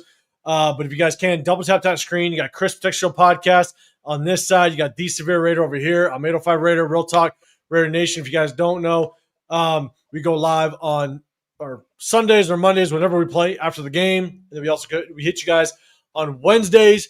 We're doing a Thursday live because I could not go live if I wanted to save my marriage. My wife had her birthday yesterday, so we moved it today. But we typically go live on Wednesdays. So we appreciate you guys. If you guys can double tap that screen, we definitely appreciate it. But yeah, if you want to get involved in the chat, hit that sub button. And we definitely appreciate all the super chats people are flowing out and putting out there. We definitely appreciate you guys. Hold on, I got one more good one. One more positive. The Raiders did not contribute to your daughters getting any kind of cavities. That's a good one. That's a good one. They're going to be cavity free for a little bit longer because they ain't even get a chance to look at a piece of candy. Oh, bro, they didn't even look at the candy bowl, man, at all. You probably made them eat vegetables. Like, yeah, right. Here, eat these carrot sticks. That's why I told Severe when I came back on, I was like, "Hey, I'm gonna celebrate because now I can give my kids candy this weekend. The Raiders aren't playing, and I'm gonna be a good dad. Now I'm gonna be a good dad. Now I can give them candy for no reason, just have fun with it." And I'm gonna put this one up real quick. Our Raider fans are unrealistic. You don't give Pete Carrol one draft class. Pete will be the Raiders. Will be the Raiders for at least 3-4 years to a rebuild. Stop it. Pete will 3-4 years after this year. He really might retire. There's no way. Like he's not gonna be able to walk down to the field in 2 years. Like, Jesus Christ! Yeah. Like, and at the same time, tell me how this draft class is working out. RR, I see you. Tell me how this draft class is working out so far. I understand it takes time to develop players, but you at least want one or two to pop a little bit. Tell me how that's working out. Like Genty, he's only working when the O-line is doing well. That's it. So it's more the O-line, not necessarily Genty. He just has a couple of highlights where he runs some people over. That's all. Let me see, Ellis, what do you guys saying? And then cut the check, man. I'm going to get down to your super chat, man. You said, Ellis, people were tougher on 805. Not me, though, for drafting Parrish in the second round. Ross Spytek completely whipping on the entire draft. I know. Ellis hated Ellis was cool with him in the third, but Ellis was like, no, you got him in the second, or you hot dog water. That's what he threw out there. That's when it started, man. Yeah. That is where it started. Jesus Christ. All right, cut the check, man. I appreciate you throwing a super chat out there. The coaching staff isn't on the same page, mainly Pete and Chip. That's clear. That's clear. So I'm going to throw this out there. You ready for the conspiracy theory? And I know I threw one out there, I think last live. I'm gonna say this as quickly as I can because it's kind of loaded. So here's the thing: you had to convince Chip Kelly to come over here some way, somehow, right? He came off of a national championship, one of the best offensive play callers in the National Football League. Came over here, and people said he was going to be a good play caller, right, in the National Football League. So here's the thing. I think the only way that you entice him to come over here is because you made him the highest paid offensive coordinator, and you maybe under the table said, we got a head coach that's only going to last maybe 3 years. Here's your pathway to being a head coach. So maybe that was kind of the talks, right? From who, though? Spytek? Maybe. Mark? I don't know. I have no clue. But how else do you – but how else – I can't see Mark getting that deep into it. And if Spytek did that, that's shady as hell. But here's the thing, though. But it could be okay if if Pete Carroll knows he's not going to be here forever. Like, so Pete Carroll is like, yeah, I need to find my successor. I need to find the person that's going to take this over afterwards, right? And so maybe Pete was okay with it. Maybe Pete was on the same page. I'm here for 3 years. I got an option of 4. You bring in Chip Kelly, and this could be the pathway to the Raiders, continuing the success that I bring, right? So I'm just throwing that out there. Because how else do you bring Chip Kelly over here?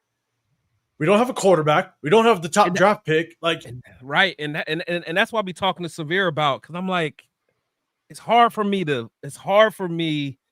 digest that Chip, the way that we know Chip, for regardless of what we feel about him, he's arrogant, and you can tell he's stubborn. Like, I can't see you getting this guy in here and promising him all this stuff, because you had to promise him something, and then you not do it, and he's just sitting back being okay with it. I just can't see him doing that. Like, I think Chip's a lot of things, but I don't think he's like a punk. I don't think Chip's gonna be a punk. So sure. Okay, so then it kind of goes to my like Chip. I don't know truly what Chip's personality is behind the scenes, right? Like you can say that he's like, he tried to joke a little bit with the media, which just didn't fly well. But at all. But here's the thing: what if? And again, conspiracy hat, rock with me on this. What if? In the war room, the draft room, the talks all before, Chip Kelly is like, hey, I like my Travion Henderson. We want a running back. If you guys are going to aim for a running back, there's Travion Henderson, there's Quinshon Junkins. Yeah. You know what I'm saying? Like, maybe he was fighting for it, and they were like, no, we're going Genty, right? So then you go Genty. You don't really give him an offensive line to kind of work with. We knew we had a hole, at least at one guard position. Is Chip Kelly the type of personality to sit there and go, because if you listen to all the pressers, you got Pete Carrol saying we have to run the football, and then what do? We don't necessarily run the football too much. Basically, the Bears game was the biggest heavy dose that we saw out of Genty for the most part. Is Chip Kelly the type that's like, oh no, screw you, I'm going to do what I do, and I might screw you over because I know I'm the next up? See, but that's a slippery slope, man. I'm just throwing conspiracy theory. Yeah, no, I feel it. That's an interesting theory. But the thing is, it's a slippery slope, because it's like, how can you even justify giving Chip the promotion? True. If he's put in such a bad, we're ranked 31st in offense right now. Yeah, the only way you can justify it is if Mark Davis is looking for somebody on the staff that has experience. Chip is the only one that has head coach experience. But be honest with you, man, I don't think Chip wants to be a head coach. To be honest, you said that. I remember. I don't think he wants. He had a head coaching job at a place where he could have been like mid, slightly above mid, and been cool, and just got paid and lived in Southern California, and he would have been cool just being there. But Chip don't like the recruiting. He don't like doing NIL stuff. He really don't like the media. Like, he doesn't like all that touchy feely, like in personal interaction type stuff. You see him, okay, he can't have a fucking joke. He can't even tell a joke. So he's not that kind of person. He's he's siloed off. He's an individual. Like, he's aloof. He's an introvert for the most part. Like, he doesn't want to do all this stuff. All he wants to do is football related activities. And so that's why I think what got him here is $6 million a year and no state income tax. Obviously in a warmer state, and get him out of college football where he doesn't have to do recruiting. So in Dre, for sure, I see you, man. That's a very good comparison. Arian Foster is a good comparison to Genty. Just Arian Foster was bigger, right? But that's actually a really good comparison, running style wise.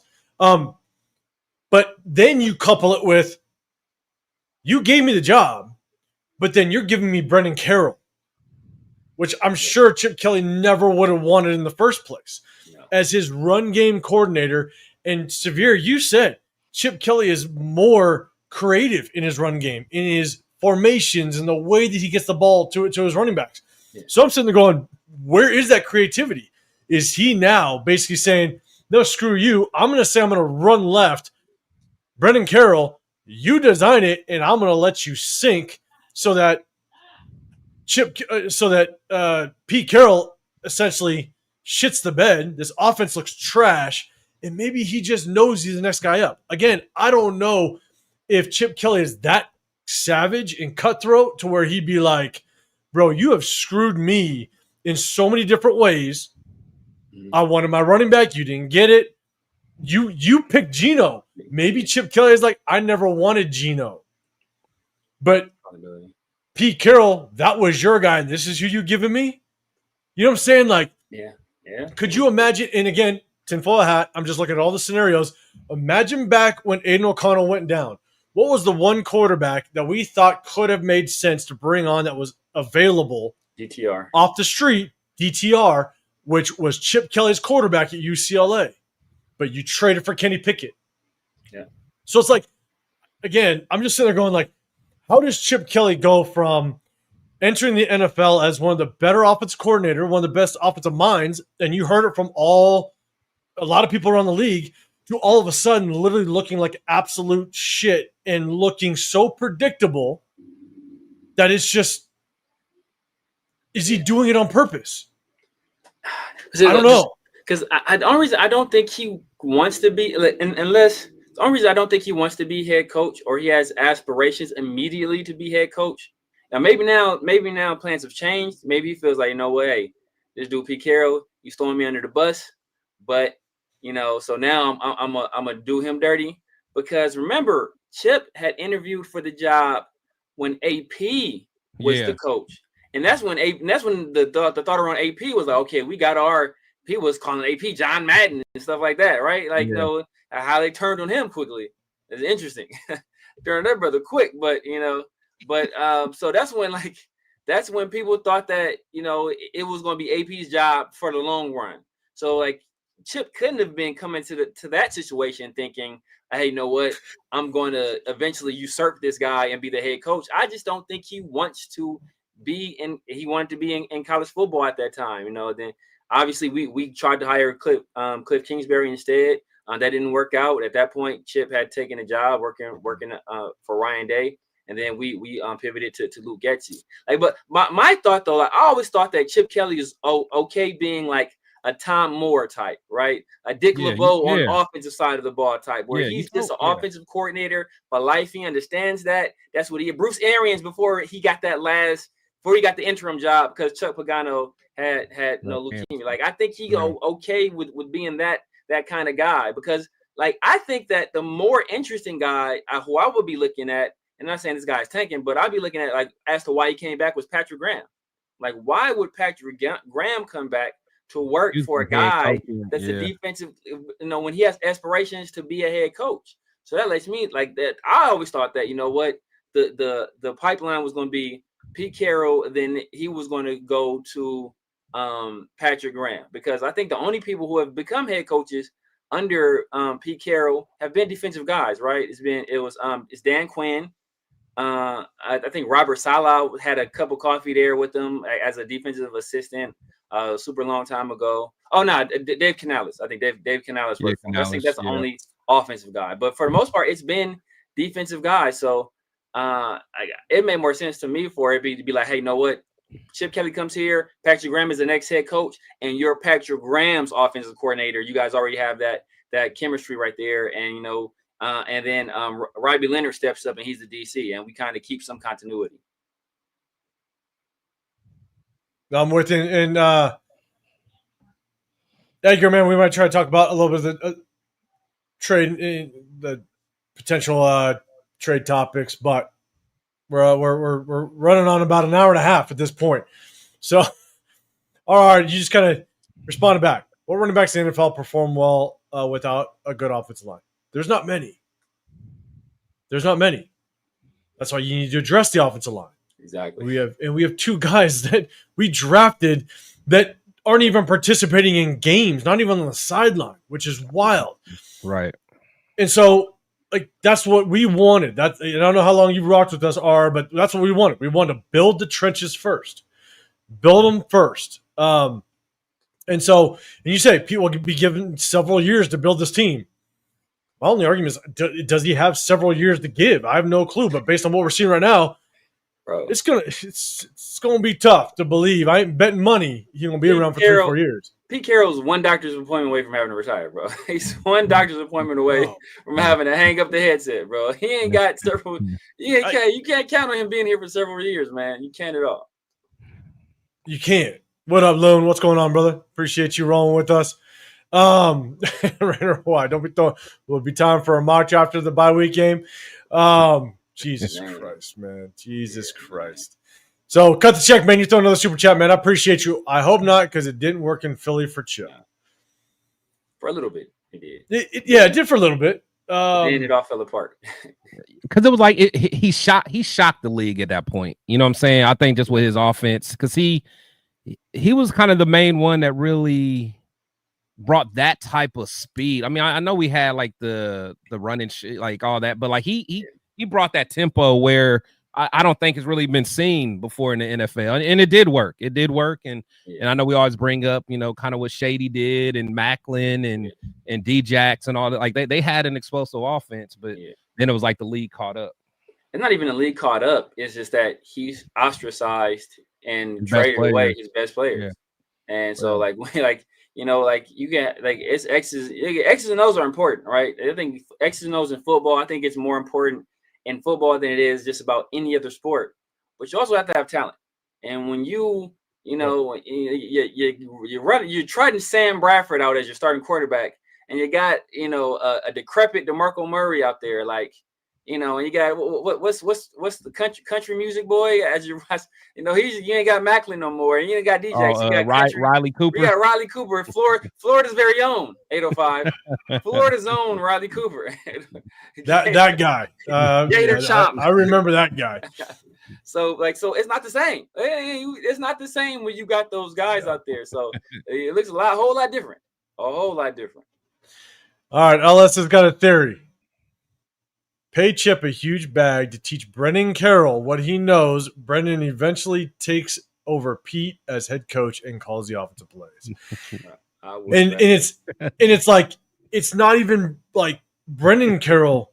It could even be his other son that is he's the passing game coordinator. Nathan. There's two sons on this coaching staff that's like, bro. And we went back and looked at Brennan Carroll's resume. Like, there's no reason why he should be in the NFL as the offensive line coach. Like, the offensive line coach. Like, it just, holy shit, it's frustrating. It is. It's so frustrating. So, Loon, I think LS, man, I appreciate you throwing a super chat out there, man. I think Chip is trying too hard to outsmart other teams with that. I know that you I know that you know I know what that you know mentality. Maybe. I see what he means. But like, it's just so predictable. But again, is it Chip or is it Brennan Carroll as the run game coordinator? Like, Chip knows what he wants to do, but then it's up to Brennan Carroll to design the run plays based on what the defenses that they're going to see. Exactly. Like, that's what the run game coordinator is supposed to do. Exactly. Is that they design it knowing that they're trying to match up properly and block schemes based on the defensive front that they're going to see. And it's not working. Like, there's so many examples of last week when you look at the game film, and we've shown it when we broke down game film. Like, the blocking scheme just doesn't make any sense. I mean, you run Trey Tucker on a quick, you call it a lightning handoff, a quick handoff to the outside, but then you pull DJ Glaze to the same side and kick the D end out to Trey Tucker. I'm still going like, what does that even, like, I've never seen that. In my 23 years of coaching, I've never seen that. Like, it just doesn't make any sense. And so, I don't know. Like, to me, it's like, and I'll put more tinfoil hat on. You ready for this? Right. Is Brennan Carroll trying to screw things over a little bit? Oh. So that you're trying to get Chip fired. Like, again, I'm just throwing, because not a whole lot explains what the hell is going on. And so, yeah, it's just tinfoil, man. It's tinfoil. I believe that because look at it.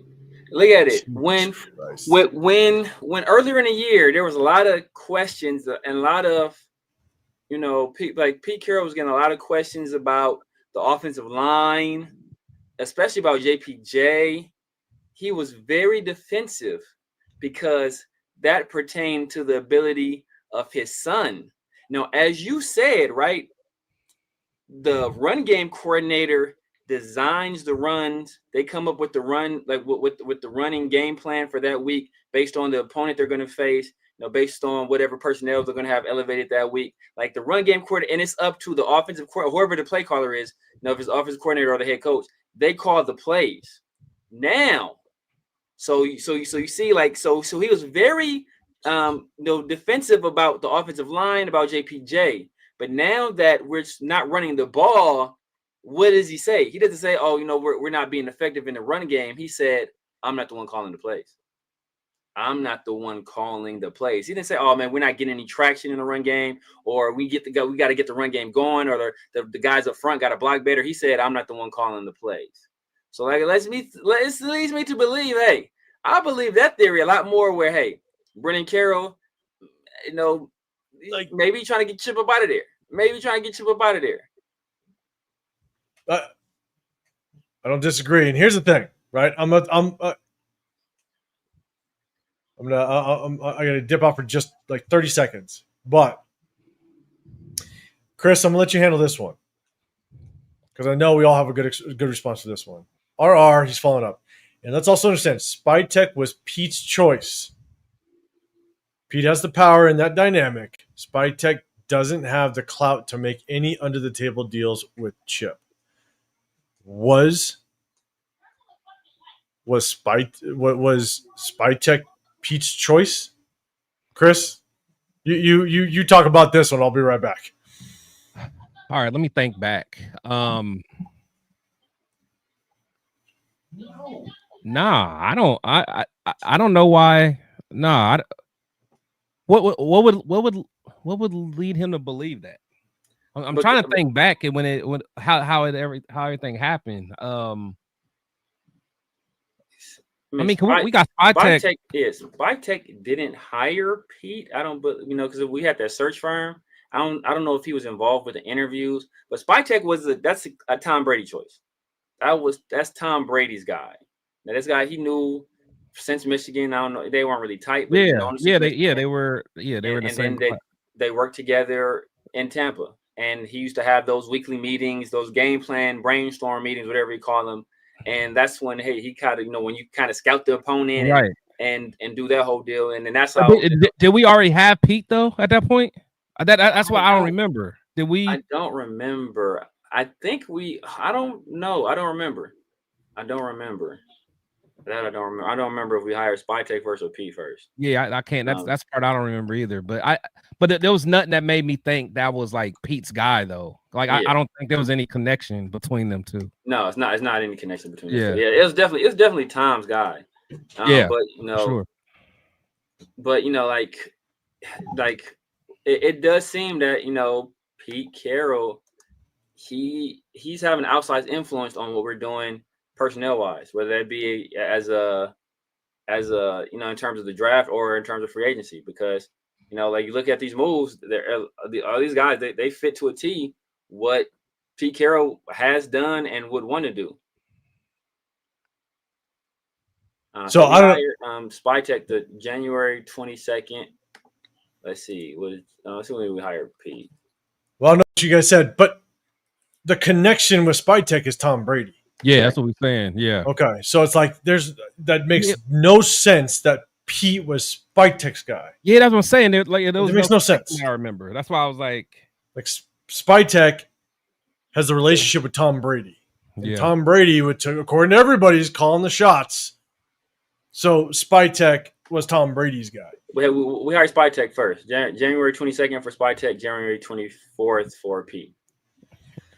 Hey, and again, hey, lunatic is wilding. You got the hat on. That's what that is. Got that hat on. Lunatic is wilding right now. God damn it. Loon, Loon, I don't know. I don't even want to know what Loon's getting into. Yeah. Man. But look, at the end of the day, I know we talked a lot about kind of JPJ, and it kind of just moved us into just the drama of everything. And It's the bye week. We're going to end it with this. We appreciate this. That's been rocking. We appreciate everybody. If you guys can, just double tap that screen. If you can, it just likes the video. If you guys keep rocking with us, we appreciate it. I mean, you guys can. There's a Thursday night game. A lot of other people going live. We definitely appreciate you guys rocking with us. Here's the last thing we'll end with. It's the bye week. We only got a couple days left until they start prepping for the Jags, right? What do you think the coaching staff, the players need to be doing this week to turn anything around? What do you think that they need to be doing this week in order to have any chance at turning this thing around? And look, it could be an argument that some of these players have kind of checked out. I mean, you have reports that you had guys like Max Crosby and Adam Butler laughing on the sideline in the third quarter, just looking like they're having a good time. We just don't know what the state of the team is. And so I threw that question out. Chat, let me know. I'll try to do my best, bring it up, hit the hashtag Raiders before if you can. It'll help me kind of point it out. And so as you guys kind of think about that, I'll kind of give you my take on it first. First and foremost, they need to take the first 2 to 3 days, and they need to kind of get their come to Jesus moment. The players need to basically go separate themselves from everything and hit the reset button. That's what they got to do. Because no matter what's going on in the season, it is a grueling ass season. Physically, mentally, on your family, stuff like that. And so take 2 days, go do you. And then you got to come back and get the treatment done, get healthy, but you got to study the shit out of what's going on, whether it be playbook, whether it be philosophy, whatever it may be. You better come back firing. Coaching staff, guess what, coaching staff? You ain't taking a goddamn day off, because you better get back to the drawing board and figure out how you're going to coach these players up, how you're going to relay whatever message you've been trying to sending since the start of this season, and you better figure out a different way of sending it. Because at the end of the day, it ain't working. If you're gonna flip this thing around at all, then you better switch up whatever your message is and figure out a way to get it to these players. Because if you continue on this road, either Pete Carrol ain't here or position coaches aren't here, players ain't gonna be here. You better flip the script real quick. And just like coaches have to go to the drawing board before the players, right? Coaches have to prep for the next game. They got to prep for the scheme they're going to go against. They got to prep on how they're going to relay it to the players during practice, during film room. So coaches, you ain't get a goddamn day off. Get back to that drawing board and figure out how you're going to change up this message and get something better out of these players. And so that's what I think needs to happen this week. Again, to the players, they're the ones playing physical on game days. And so, look, you need to get your ailments right. You need to get your mind right, stuff like that. Get your body right. The coaches, man, you back your ass on that drawing board real quick. So, Chris, I'll throw it to you first. What are your thoughts? What do they need to do this week to straighten this shit out a little bit? I mean, to be honest, man, you like you said, you gotta have that come to Jesus meeting, man, and find out who really wants to be here. And honestly, at this point, you're gonna get Brock back, so you'll get some guys healthy, and you just got to get these guys, just motivated. Like who wants to be here? If you don't want, honestly, all that stuff you're talking about in the beginning, that whole compete stuff, only get the guys that want to be out there on the field, that want to play. And honestly, if it's those young guys that are hungry, that want to play, get them out there at this point. And that's why I hate what they did with JPJ so much, because he was one of those guys. He wants to get out there. He wants to be a cornerstone of this team. You don't discourage guys like that. You can, if he's doing something that you don't like, coach him. Exactly. Don't be afraid to coach him. But just the bench him because of whatever reason we don't know, it's just ridiculous. But at this point, we got to see who still wants to be a Raider, man. That's all there is to it. We're not going to go to the playoffs. We're not going to go on a run. Who still has some pride and who still wants to be here? To me, that's the first thing you need to find out. Yeah, no, I'm with you. Kevin Lurk said, did JPJ make a remark of Brendan? Maybe. Who knows? He pissed off somebody. What up, Chef? AB in the house. What's going on, man? Cut the radio. Yeah, we hired Spy Tech first. Then Pete. I saw Loon's comments. God damn it, Loon. You are wilding. God, LS, we ain't doing it. Not yet, LS. We ain't doing it yet. Almost, LS. I know. Almost that time. Lose that Jags game. Oh my God. Could you imagine? Might have to fire that bad boy up, man. I have to fire that bad boy up. Damn it. And Jeff, man, practice and not get days off during the bye week, man. Here's the thing. At least for me, it's like, look, I do think the players, it's a 17-game or 17-week season. I get those players some rest, get their bodies right, spend time with your family. Sometimes you got to get your mind right a little bit. It's grueling. But look, do they deserve it? That's a conversation to be had. But at the end of the day, man, it's a long-ass season, and you got to get your body right to have any success. So, Severe, man, what's your thoughts? What do you think? What do they got to do this bye week? Look, man, I'm all. What's those real estate people be talking about? Sale, man. That's like get Jacoby up out of here. You know, get him off for 4th or 5th. You know, get Michael Mayer up out of here. Look, get what you can get for him. For sure, get Tyree up out of here. Like it's a waste of time. Like it's, at this point, man. Like, look, I'm not trying to. What are we trying to salvage? Right. You know, like the most we can do is like, just barely miss the playoffs. Like that's not what I'm here for, man. Like, you know, like just barely missing the playoffs gets us nothing. We're not in the playoffs and we have worse draft position. This is SS, baby. Strategic substitutions. SS is back. SS is back. It's never too far away with this team. Never too far away. So, you know, at this point, play the Dylan Parham is somewhere like, hey, I know what to do from here, y'all. Exactly. I got it from here. Right? Hey, Dylan Parham, the only one is, hey, I'm right here with Dylan. I'm right here with Dylan, baby. Like, so, like, at this point, play the young guys, man. Play the young guys. Why are we playing Forsyth? Get Charles Grant up in there. Let him do what he did that second play of the highlight. Let him do that. Let him do that. We got 10 more games. Let him do that for 10 games. We for sure picking number 1. We for sure. So let him, you know, like this point, just play the young dudes, man. Like it's no point in trying to go out there and rattle off some wins and you know, rally the troops. Like this team is not going to be competitive. We're not going to go to the playoffs and surprise nobody. Like it's just not happening. So at this point, see what we have in these dudes and start preparing for the next draft. And I think that's so sad because it's like, it's not play them because they're ready. Play them because what the hell do we have to lose? You know what I'm saying? Like, that's what sucks. Right. You know what I'm saying? That's what sucks is that we're just saying play them because screw it, nothing else is working. And that's where we have literally that's why we're a bad organization.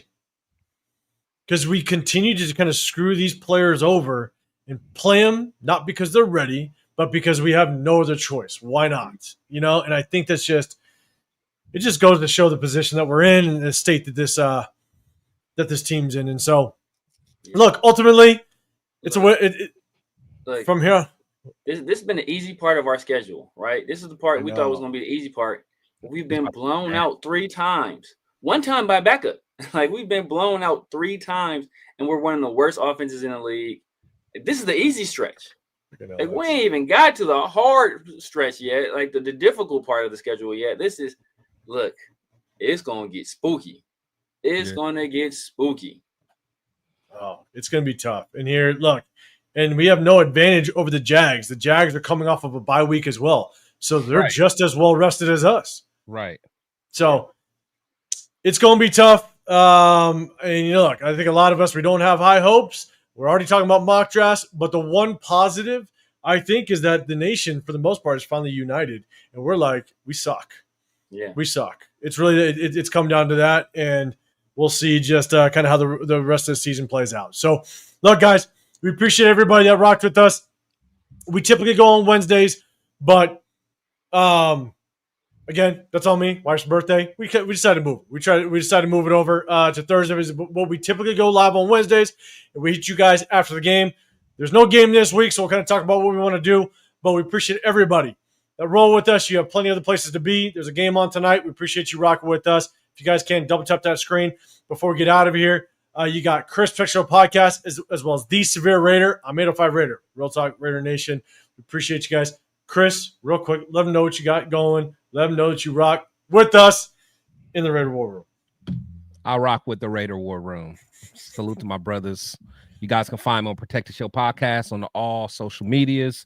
Shout out to my boy Dub Raider. Me and him do some content on the weekends, man. So definitely check out his page, what he got going on. But besides that, just keep the faith, people. Keep the faith. Top 3 pick. Here we come, baby. And hashtag Muhammad Sanu.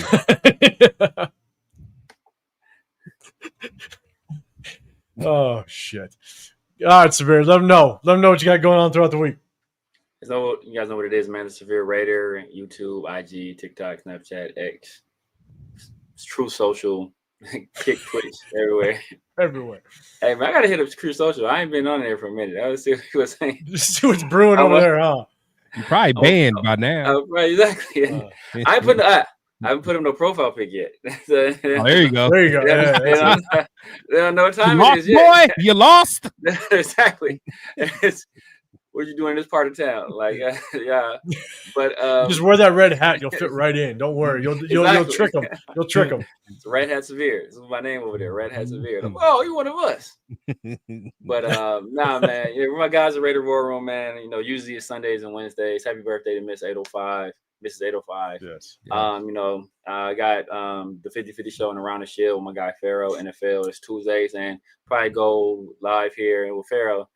Ain't no telling, man. But like don't give a time. I was waiting for you the other day. It's supposed to say 7:30, but look, hit the notification. Hit the notification, man. You'll be notified, man. If you're not catching the replay, we got memberships going, man. Make sure y'all hit the membership, man. I hit 1,500. So I'm gonna be starting off the Mondays, man. Monday night madness with Monday's about to get real severe around here. So holla at your boy. Man, be about that. Wait for that. I know. All right, man. So it's gonna be wild.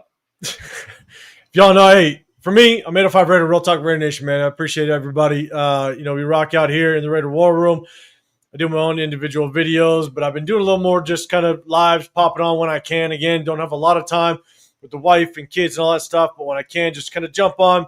I pop on, I might do a solo, but I always rock out with my guys at Raider War Room. If you guys can, double tap that screen. We appreciate all the subscribers. We appreciate everybody viewing. We appreciate the members. We appreciate the super chats, man. You guys keep throwing them out there. We definitely appreciate it. At the end of the day, guys, we won. LS, you got her a black Raider shirt. That's what you got. Right. You got like a Raider speaker and a Raider coaster.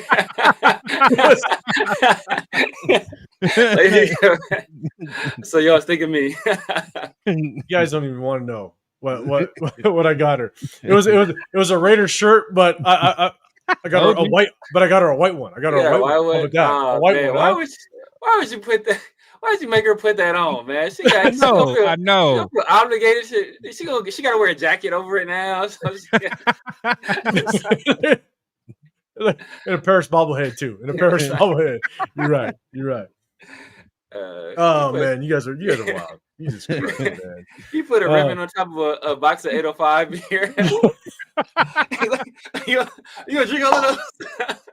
Whatever you don't drink, you gonna drink all of those, baby? If not, oh shit! I got your help right over here. Oh man, you guys are good times. God damn it! Hey, new listener, Ozar, appreciate you hitting that sub button. It's awesome. We just a way we show our appreciation to our subscribers. We appreciate you being a new one. Shout to everybody, man. So, LS. That's LS now is the comic relief. We appreciate you. God, we needed it. I know. We needed it through this time. So hey, look, we appreciate you guys. Double tap that screen on your way out. Have a great rest of your week. Shit. We'll see you guys on the next one. We're out of here.